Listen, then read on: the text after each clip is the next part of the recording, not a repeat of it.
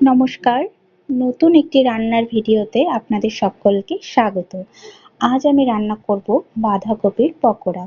তার জন্য প্রথমে কড়াইতে সামান্য জল দিয়ে দিয়েছি, এরপর নুন দিয়েছি, তারপর ডুমো করে কেটে রাখা বাঁধাকপিগুলো দিয়ে দিলাম। বাঁধাকপিগুলো একটু ভাপিয়ে নেব 3-4 মিনিটের মতন।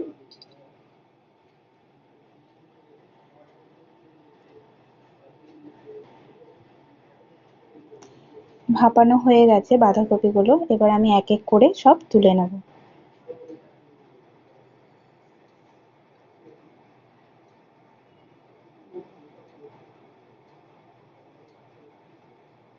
এবার আমি একটি বাটিতে কিছুটা বেসন নেব, বেসন দিলাম,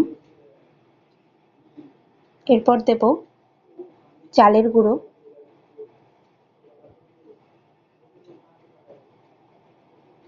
কিছুটা শুকনো লঙ্কার গুঁড়ো,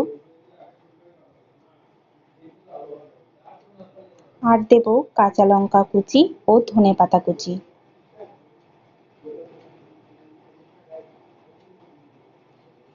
দিয়ে দিলাম কিছুটা চিনি, সামান্য নুন, হলুদ গুঁড়ো।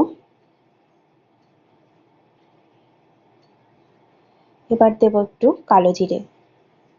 এবার জল দিয়ে ব্যাটারটা আমি ঘন করে তৈরি করে নেব।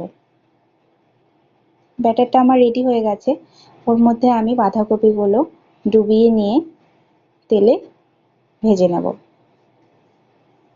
বাঁধাকপিগুলো এক সাইড হয়ে গেছে, এবার আমি উল্টে নিলাম।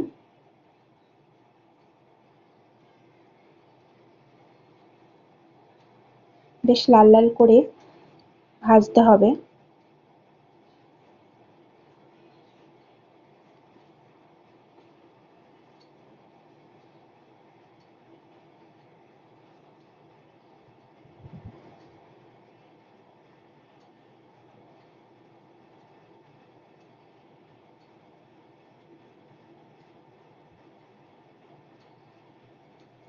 এই দেখুন, বাঁধাকপিগুলো লাল লাল করে ভেজে নিয়েছি। এবার আমি তুলে নেব বাঁধাকপিগুলো।